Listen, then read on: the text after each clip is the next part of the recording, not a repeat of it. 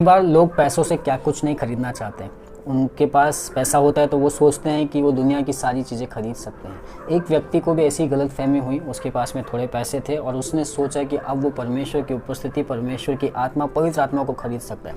आपने सही समझा, ये व्यक्ति सामोन है, जिसने हमने एक दो दिन में सीखा कि कैसे परमेश्वर ने उसके जीवन में कार्य किया। वो चिन्ह चमत्कारों को देखता था और आश्चर्यचकित होता था, और अब उसने देखा कि प्रेरितों के हाथ रखने से पवित्र आत्मा मिलता है। तो अब वो प्रेरितों के पास में पैसों की थैली लेके आ गया और कहता है कि अब तुम मुझे ये दे दो। आइए हम पढ़ते हैं प्रेरितों की किताब, उसका 8वां अध्याय वचन 18 से 25 तक के। वो इस तरीके से कहता है, जब सामोन ने देखा कि प्रेरितों के हाथ रखने से पवित्र आत्मा दिया जाता है तो उनके पास रुपए लाकर कहा, यह अधिकार मुझे भी दो कि जिस किसी पर हाथ रखूं वह पवित्र आत्मा पाए। देखिए ना, कितना ताज्जुब की बात है कि एक व्यक्ति ने देख लिया, अभी उसने देखा था यीशु के ऊपर वो चिन्ह चमत्कार, क्योंकि फिलिप्पुस सामरिया नगर में जब प्रचार करने के लिए गया तो उसने चिन्ह चमत्कार किए, तो वो देख के आश्चर्यचकित हुआ और खुद भी विश्वास किया और वो बड़े बड़े चिन्ह चमत्कार दिखाया। फिर उसके बाद में जब पतरस और यूहन्ना वहाँ पर आए और उन्होंने लोगों के ऊपर हाथ रखा और लोग पवित्र आत्मा पाने लगे, तो फिलिप्पुस, ये जो व्यक्ति है सामान्य, इसको लगा रहे, वाह ये तो बहुत अच्छा है, पवित्र आत्मा पाना चाहिए, है ना। आप और मैं, हम भी ऐसे ही कई बार, है ना, हम बड़े बड़े प्रचारकों को देखते हैं, प्रॉफिट को देखते हैं, और वो किस तरीके से प्रार्थना करते हैं कि पूरी आर्मी गिरने लग जाती है, क्वायर के ग्रुप गिरने लग जाते हैं, लोग पवित्र आत्मा पाते हैं, चिन्ह चमत्कार होते हैं, लोग रोते हैं, चीखते हैं, दुष्ट आत्माओं की आवाज़ दुनिया भर की। तो हम और मैं और आपको भी ऐसा करें, वाह ऐसा हमारे उसमें भी होना चाहिए। और कई बार हम सोचते हैं कि अरे हमारे द्वारा भी, यहाँ पर ये व्यक्ति भी ऐसे है, और इसको समझ में नहीं आया कि क्या करे। तो उसने सोचा अपने पास जो पैसा है वो पैसा प्रेरितों के पास में लेके गया, पतरस के पास में लेके गया, बोला अरे ये मुझे दे दो, ये अधिकार कि मैं किसी के ऊपर भी हाथ रखूँ तो वो क्या हो, पवित्र आत्मा पाए। देखिए उसकी बेवकूफ़ी, जहाँ पर वो परमेश्वर की सामर्थ को, पवित्र आत्मा को पैसे से खरीदना चाहता है। आप और मैं भी कई बार हम ऐसी बेवकूफ़ी करते हैं जहाँ पर हम परमेश्वर की सामर्थ का मजाक उड़ाते हैं, पवित्र आत्मा का मजाक उड़ाते हैं, हम उसे खरीदना चाहते हैं, हम उससे सोचते हैं कि वो हमें मिल जाए और बस अब हम यहाँ पर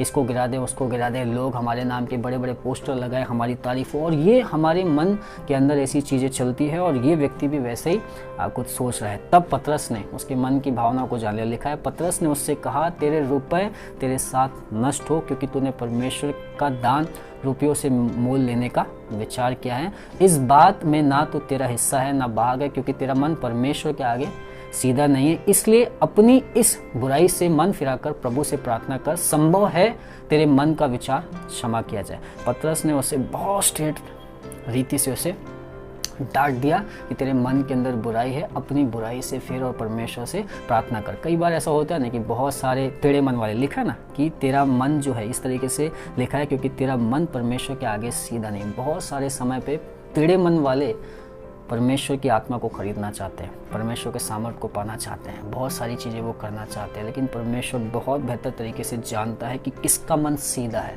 परमेश्वर की पवित्र आत्मा का वरदान, परमेश्वर के पवित्र आत्मा का सामर्थ, चिन्ह चमत्कार का सामर्थ आज परमेश्वर बताना चाहता है कि जिनका मन सीधा है उनके लिए परमेश्वर रखता है। यहाँ पर पतरस ने उसने चेतावनी दिया और उसे रास्ता भी बताया। आज अगर मेरे और आपके मन में कुछ ऐसी टेढ़ी बातें हैं, बुरी बातें हैं, जहाँ पर मैं और आप परमेश्वर को खरीदना चाहते हैं, मैं और आप सोचते हैं कि हम पैसों से कलीसियाओं को खरीद सकते हैं, परमेश्वर के अनुग्रह को खरीद सकते हैं, परमेश्वर के दासों को खरीद सकते हैं, हमें ऐसा लगता है कि हम बहुत ज़्यादा टाइट्स ऑफरिंग दे रहे हैं तो हमारी ज़्यादा सुनी जाए, हमारी ज़्यादा पहुंच होनी चाहिए, हमारा ज़्यादा अच्छा स्टाइल है, हमारी ही पास्टर सुनना चाहिए। ये सारी चीज़ें एक टेढ़े मन वाले की, आज परमेश्वर चाहते हैं उन सारे टेढ़े मन वालों को कि वे अपने मन को सीधा करें। और यहाँ पर पतरस ने उससे कहा कि इसलिए अपनी इस बुराई से मन फिराकर प्रभु से प्रार्थना कर, संभव है तेरे मन का विचार क्षमा किया जाए। अगर आज आपने शायद पहले कभी ऐसी बात की है, ऐसी टेढ़ा मन रखा है, कुछ ऐसी बुराई की पास्टर के प्रति, अगुओं के प्रति, और आपने कुछ ऐसी बातों को करने की कोशिश की, यहाँ पर पतरस आपको और मुझे ये सिखा रहा है कि हमें परमेश्वर से क्या करना है, प्रार्थना करना है। संभव है वो हमारे मन के विचार को क्या करेगा, क्षमा करेगा। और लिखा है, क्योंकि मैं देखता हूं कि तू पित्त किसी कड़वाहट और अधर्म के बंधन में पड़ा है। सामोन को पतरस ने पहचान लिया है कि वो उसके मन के अंदर कड़वाहट है। मेरे और आपके भी मन के अंदर बहुत सारी कड़वाहट हो सकती है। जब मैं यहाँ बात कर रहा हूँ तो ऐसा नहीं कि मैं बहुत सीख गया हूँ, बहुत सारी चीज़ों में मैं अभी भी सीख रहा हूँ परमेश्वर के वचनों से। जैसा मैं आपसे बात कर रहा हूँ वैसे ही परमेश्वर मुझे इस वचन से भी बात करे कि मेरे मन के अंदर भी बहुत सारी कड़वाहट है। इन कड़वाहटों से परमेश्वर चाहता है कि मैं क्या करूँ, बाहर निकलूँ। परमेश्वर चाहता है कि आप बाहर निकलें। यहाँ लिखा है, क्योंकि मैं देखता हूँ कि तू किसी कड़वाहट और अधर्म के बंधन में पड़ा है। हमें पता भी नहीं होता है कि हम बहुत सारे बंधनों में होते हैं, हम बहुत सारी बातों में होते हैं। परमेश्वर चाहता है कि हम उन बंधनों से, उन अधर्म की बातों से क्या करें, बाहर आ जाएं। फिर लिखा है, सामूएल ने उत्तर दिया, तुम मेरे लिए प्रभु से प्रार्थना करो कि जो बातें तुमने कही उनमें से कोई मुझ पर ना आ पड़े। अतः वे गवाही देकर और प्रभु का वचन सुनाकर यरूशलेम को लौट गए और सामरियों के बहुत से गांवों में सुसमाचार सुनाते रहे। यहाँ पर सामूएल ने समझ गया कि उसने गलती की। उसने तुरंत उनके साथ में कहा कि मैं मेरे लिए यही प्रार्थना करो कि जो बातें तुमने मेरे बारे में कही वो उनमें से कोई भी मुझ पर ना आ पड़े। जब आपको और मुझे एहसास हो जाता है, पवित्र आत्मा हमें बता देता है कि नहीं आपकी गलती है, आपको यहाँ पे सुधर जाना चाहिए, तुरंत मुझे और आपको अपनी गलतियों को मान लेना चाहिए। सामूएल ने सबसे बेहतर चीज़ किया, उसने तुरंत मान लिया। अगर आप देखेंगे, इसके ऊपर मैंने पहले भी बताया कि सामूएल ने अद्भुत काम जो फिलिप्पुस कर रहा था उसे देखकर अचंभा किया और वो खुद भी विश्वास करने लगा। फिर उसके बाद में उसने जब प्रेरितों को देखा कि वो पवित्र आत्मा हाथ रखने से पवित्र आत्मा देते, तो उसके मन में आया कि वो भी क्या करें, उसको खरीद ले। उसे नहीं पता होगा कि वो क्या बात कर रहा है, लेकिन उसने खरीदना चाहा। यहाँ पर पतरस ने उसे बहुत कड़क साफ रीति से समझाया, तो तुरंत सामूएल को समझ में आ गया। उसने कहा कि मैं नहीं चाहता कि आपने जो कहा वो मेरे साथ में हो। जब आपको आपकी गलती मालूम पड़ जाए, आपको एहसास हो जाए, तुरंत की तुरंत प्रभु से प्रार्थना कीजिए कि प्रभु मुझे क्षमा कीजिए, मैं आपको खरीदना चाह रहा था, मुझे क्षमा कीजिए, मैंने अगुओं के साथ में आड़ी तिरछी बातें कि मुझे क्षमा कीजिए, मैं कुछ और ऐसी चीज़ें करना चाह रहा था कड़वाहट रखे, पर अब मैं आगे नहीं करूँगा, अब मैं आगे नहीं करूँगा। आज परमेश्वर आपसे मुझसे यही चाहता है कि हम परमेश्वर से क्षमा मांगे कि हम उसके कुछ चीज़ों को खरीदना चाहते थे, उसके अभिषेक को खरीदना चाहते थे जो असंभव। आप आपके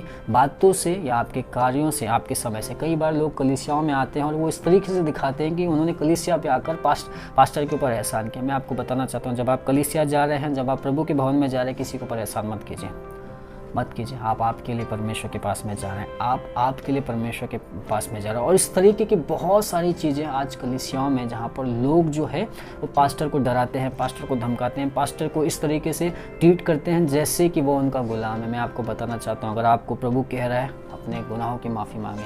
यहाँ पर सामूएल ने तुरंत पतरस से कह दिया कि आप मेरे लिए ऐसे मत कीजिए, मेरे लिए प्रार्थना कीजिए कि जो भी आपने कहा वो मेरे साथ में ना हो। जब आपको गलती का एहसास हो, इमीडिएटली परमेश्वर से माफ़ी मांग लीजिए, परमेश्वर आपको माफ़ी देगा। परमेश्वर आपको, पतरस ने उसे ऊपर कहा कि बुराई से मन फिराकर प्रभु से प्रार्थना कर, संभव वो तेरे मन का विचार क्षमा करेगा। परमेश्वर आपके मनों के विचार को क्षमा करेगा, परमेश्वर आपकी हर एक बुराई के, हर एक पापों को क्षमा करेगा। आज मुझे चाहिए कि मैं परमेश्वर को खरीदूँ नहीं, परंतु परमेश्वर को पाऊँ। परमेश्वर आपकी खरीदारी आपके पैसों से, आपकी उससे नहीं आएगा, परंतु आपकी प्रार्थना से, आपके उसके पास आने से परमेश्वर आपके करीब आएगा। प्रभु आपको आशीष दे, आप परमेश्वर के करीब आए और परमेश्वर आपके ऊपर अपना अनुग्रह करे और आप जाने कि कैसे परमेश्वर में आप बढ़ सकते हैं, बेहतर हो सकते हैं और उसकी महिमा कर सकते हैं। आइए प्रार्थना करते हैं। प्रभु यीशु मसीह, आज की सुबह को हम आपके हाथों में सौंपते हैं। आज हम प्रार्थना करते हैं प्रभु कि हम हमारे मन के अंदर जो भी कड़वाहट है, उन कड़वाहट को निकालें और आपके राज्य को, पवित्र आत्मा को हम जो हम सोचते हैं प्रभु कि हम उसे खरीद सकते हैं, हम वो पा सकते हैं। प्रभु प्रार्थना करते हैं कि आप हमारी सहायता कीजिए